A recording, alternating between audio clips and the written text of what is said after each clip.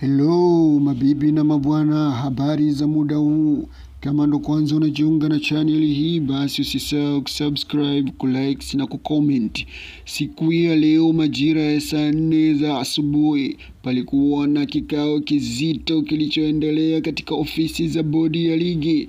Kikao hicho kiliwahusisha viongozi wa Dar es Salaam Yanga Afrika pamoja na uongozi mzima wa bodi ya ligi. Bodi ya ligi iliyoandikia barua ya wito Dar es Salaam Yanga Afrika na hivyo kukutana nao siku ya leo majira ya asubuhi saa 4 za asubuhi pale ofisi za bodi ya ligi.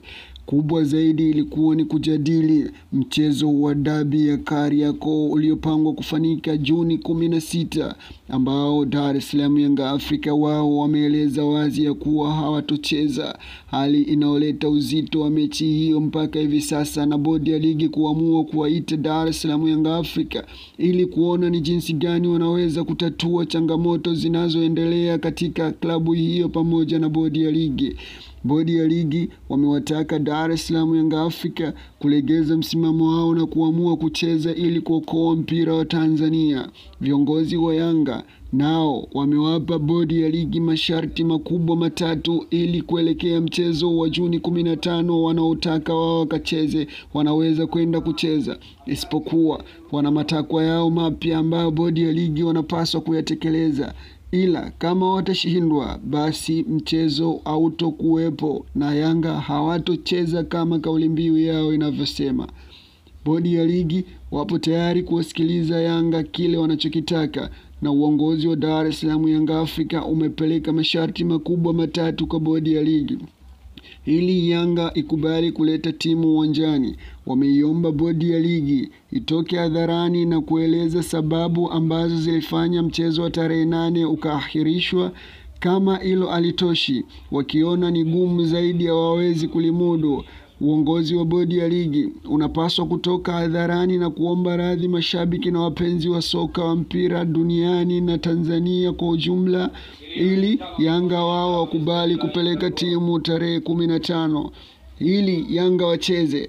Wameiomba bodi ya ligi ipeleke mchezo mbele na isiwe tarehe 15 siku ya Jumapili, na wakiamua kupanga tarehe mpya basi wazingatie vigezo wanavyovitaka Dar es Salaam Yanga Afrika. Yanga wapo tayari kucheza mchezo huo endapo tarehe itabadilishwa na siku itabadilishwa. Yanga wanahitaji tarehe ya mchezo ipangwe katika siku ya Jumamosi majira ya jioni na sio Jumapili kama ambavyo bodi ya ligi wamepanga. Dar es Salaam Yanga Afrika wanauomba uongozi wa bodi ya ligi, kama wameshindwa kujiuzuru, basi watoke hadharani na kuomba radhi mbele ya Tanzania wote, hali ambayo imeachia maswali mengi bodi ya ligi mikononi mwao. Wao wenyewe ndo wataamua kipi cha kufanya ili mradi dabi ya Kariakoo iweze kuchezwa na msimu utamatike. Yanga wanachohitaji ni heshima tu. Yanga hawakuwa na nia ya kutokucheza mchezo huo, ila wanahitaji heshima na kuheshimiwa, na kanuni zifuatwe kwa kila haki na kila mchezo wa ligi kuu Tanzania bara. Tusubiri majibu ya bodi ya ligi. Je, wataweza kutoka hadharani na kuomba radhi mbele ya Watanzania wote na Waafrika kwa ujumla, au wataendelea na msimamo wao kuwakandamiza na kulazimisha mechi ichezwe aliyakuwa klabu ya Yanga imegoma? Ngoja tuendelee kufuatilia sakata hili wapi litaelekea. Dar es Salaam Yanga Afrika ni watoto yatima walioonyesha msimamo wa kutokudharauliwa kutokana na kukosa chakula. Wameamua kuonesha msimamo wao wa dhati kuelekea mechi hiyo ambayo TFF na bodi ya ligi wanalazimisha ichezwe aliyakuwa ilishairishwa bila sababu za msingi. TFF, bodi ya ligi, maji mmeshayavulia nguo, ni sharti kuyaoga sasa. Mkishindwa kujiuzuru, basi mtoke hadharani na muombe radhi mashabiki na wapenzi wa soka wa Tanzania, ili Dar es Salaam Yanga Afrika ikubali kupangiwa tarehe mpya ya dabi ya Kariakoo. Tumalize msimu, tujiandae na ligi inayokuja.